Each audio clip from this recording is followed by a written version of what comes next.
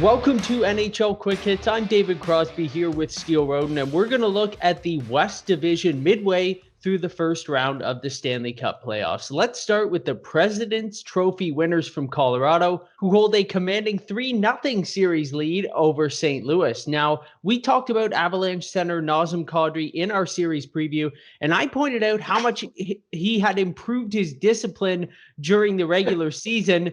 Then in game two, Kadri went ahead and leveled Blues defenseman Justin Falk with a blindside hit to the head. Steele, you talked about Kadri's two costly playoff suspensions with the Leafs, and I think those definitely played a big part in his punishment. The Department of Player Safety hit him with an 8-game suspension, to which Avalanche head coach Jared Bednar said he was surprised with, since you normally get a little less games in the playoffs in Kadri. Well, he certainly got more than the normal here. Now, you and I were talking, and I thought this punishment was extremely harsh as well, but Kadri should probably know better at this point. Did his punishment fit the crime? I think it did fit the crime. I think the punishment was relatively fair. Just thinking back about his last couple of suspensions in the playoffs and a couple of the suspensions in the regular season, we've talked about this. He does play a physical game. That's always been a part of his game. He can draw penalties, and that's why he's so dominant and such a force for a team like the Colorado Avalanche. He can draw penalties, but he's still a physical guy, so he can make a lot of plays happen. But he's been suspended over 5 times in his career, twice in the postseason. And we know this firsthand when he was playing for the Maple Leafs in those 2 games against the Boston Bruins in 2 different seasons in the postseason, where he made a malicious hit. He went with intent to injure the player, one on Tommy Wingels and then another one on Jake DeBrusk. So he has a history of this. He is known for going out and doing a malicious kind of hit like this. He's done this. There was a couple years ago when the Toronto Maple Leafs beat the Vancouver Canucks, and he hit Daniel Sedin from the blind side as well. And he got knocked down and got a couple of games in that for that hit as well. So he's done this plenty of times, his last 2 times in the postseason. And I think this was fair. 8 games. Jared Bednar thinks it might be harsh, but he's done this so many times now. You can't let it go without severe punishment for Nazem Kadri. I love Kadri as a player, and playing on that line usually makes him a more effective player, but he's crossing it way too often. And the most frustrating part is it's at the worst possible times that he's doing it, and he's really costing his team here. Now, it should be noted that Kadri is considering an appeal for his latest suspension. I don't necessarily see that getting reduced, but we'll see where that goes. Now, 2 years removed from a championship, the Blues are the first team up for elimination in these playoffs. Do they stand a chance of coming back in this series? I'm going to keep this short and sweet. No, they stand no chance whatsoever against this Avalanche team. Even with Nazem Kadri out, it really doesn't make that much of a difference for the Colorado Avalanche. The St. Louis Blues, they have talented players on their team. Their defense has really stood up this year after Alex Petrangelo's departure.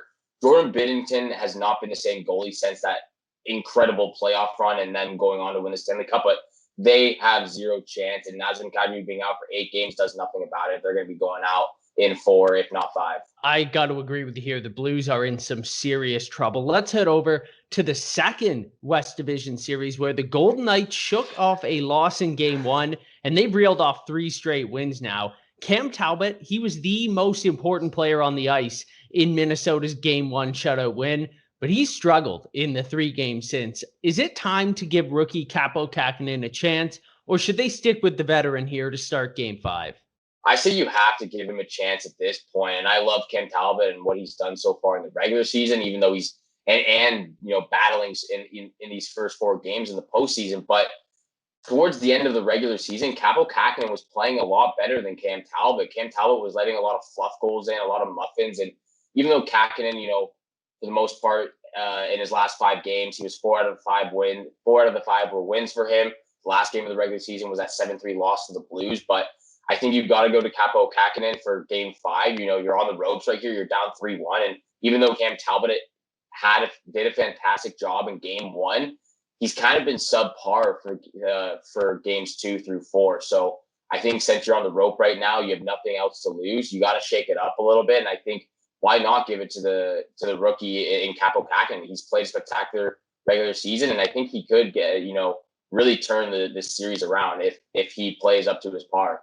I agree. I think they need to change something up because whatever they're doing right now is definitely not working. Minnesota has just 4 goals in 4 games. That's not going to get it done no matter how good your goaltending is. Now, Marc-Andre Fleury has been outstanding. Vegas as a team, they play a fast, heavy style that doesn't give their opponents much room to breathe. What can the Wild do here to spark a comeback? Well, it's really hard, and I think it's just sticking to their game and what they did against the Vegas Golden Knights in the regular season. They were 5-1-2, like we've talked about. They were dominating them, and they've had the number since Vegas has come into the league. I think Minnesota just has to stick to their game and what they did in the regular season.